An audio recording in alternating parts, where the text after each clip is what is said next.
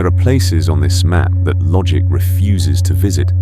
Places where the air feels thin, not just because of the altitude, but because of a strange, lingering density, a pressure left behind by something that refuses to be forgotten. We have traced the threads of the Tibetan plateau, the peaks, the lakes, the hidden murals, and the silent temples. We have seen the echoes of power in the Potala and the shadows in the Geza King's palace. But every trail, every whispered legend, and every anomalous frequency we have tracked leads back to one place, the Zhangzhung Kingdom. Historians search for broken pottery and ruined foundations. They look for walls. They are looking for the wrong thing.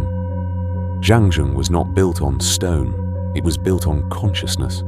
It was the original anchor point, the mother of all Tibetan mysteries. It did not fall to history like other empires. It did not simply succumb to war or famine. It retracted.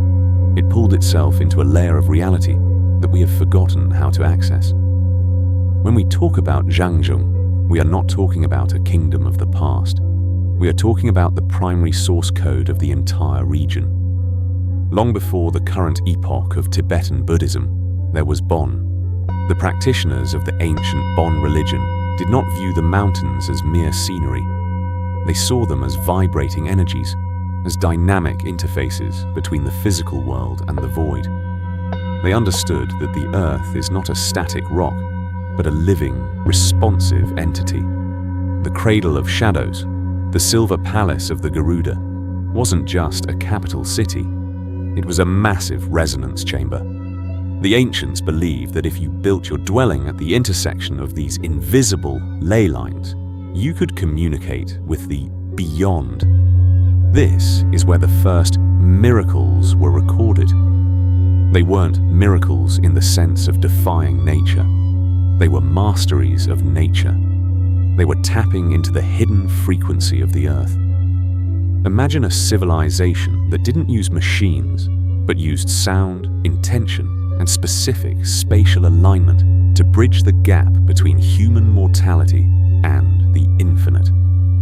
This is the frequency we are still catching today, like faint radio waves from a station that stopped broadcasting millennia ago. Why do we feel a chill when we stand near these ruins? It's not just the altitude, it's the lingering imprint. The Zhangzhung people spoke a language that isn't found in dictionaries. It is a language of sound and intention. They practiced rituals that forced the veil of reality to thin. This is why the legends of this place are so potent. They aren't stories. They are the debris of a civilization that knew how to manipulate the fabric of existence.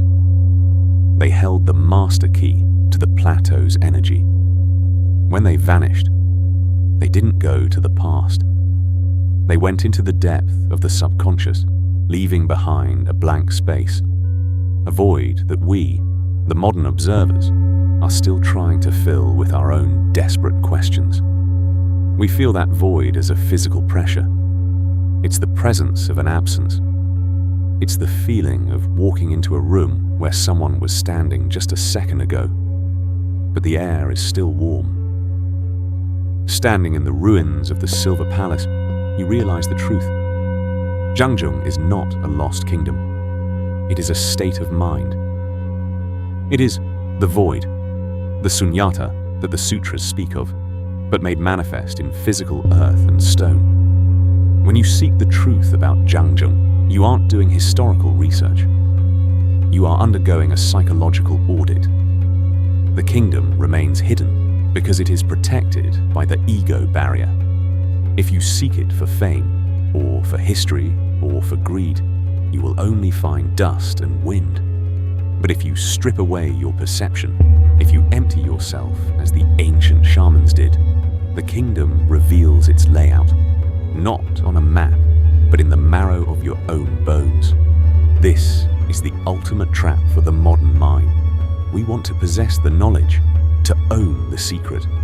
But Zhangzhung cannot be possessed. It can only be entered. It is an audit of your own internal variables. Are you empty enough? Are you quiet enough? If you bring your noise, your data, your expectations, you are denied access. Why did the Zhangzhung Kingdom choose to vanish? Historians call it a decline. I call it an offline protocol. When a system becomes too complex, when the data flow exceeds the capacity of the biological interface, the system initiates a total purge. Zhangzhung didn't break, it disconnected. They realized that the plateau was not just a geographic location, it was a processing unit for the entire planet. By vanishing, they moved the core data into a protected, encrypted partition of reality. This is why you cannot find the Silver Palace by searching coordinates.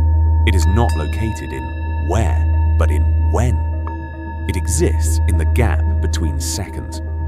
Every ritual, every prayer, every meditative silence performed in Nagari today is a recursive function, an attempt to ping a server that is currently in stealth mode.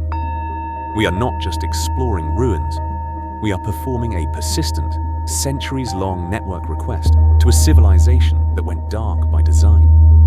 We often blame the passage of time for the loss of Zhangzhung, but the truth is far more unsettling. The kingdom hasn't faded. Our ability to perceive it has simply atrophied. Our modern mind operates through a constant, heavy filter of cognitive bias. We are trained to see objects, to measure dimensions, to quantify mass. But the people of Zhangzhung didn't live in a world of objects. They lived in a world of relationships, of frequencies, and of intentionality. To them, a mountain wasn't just geological mass, it was a node in a celestial network. When we visit Ngari today, we bring our modern perception with us, acting as a noisy data set that obscures the signal. We look at the ruins of the Silver Palace and see rocks, failing to see the invisible architecture of intent that still defines the space. Every time we impose our logic onto these sacred sites, we strengthen the firewall that hides the Mother Kingdom. It's a self-perpetuating loop. We don't see it because we don't believe it's there, and it remains hidden because we don't see it. This is the ultimate defensive measure of the Zhangzhung legacy. It doesn't use physical walls to keep intruders out. It uses the limitation of our own consciousness. It remains offline, only for those who are still trapped in the illusion that reality is just what the eye can see. The Zhangzhung civilization didn't disappear. It assimilated. It became the wind, the stone, and the silence.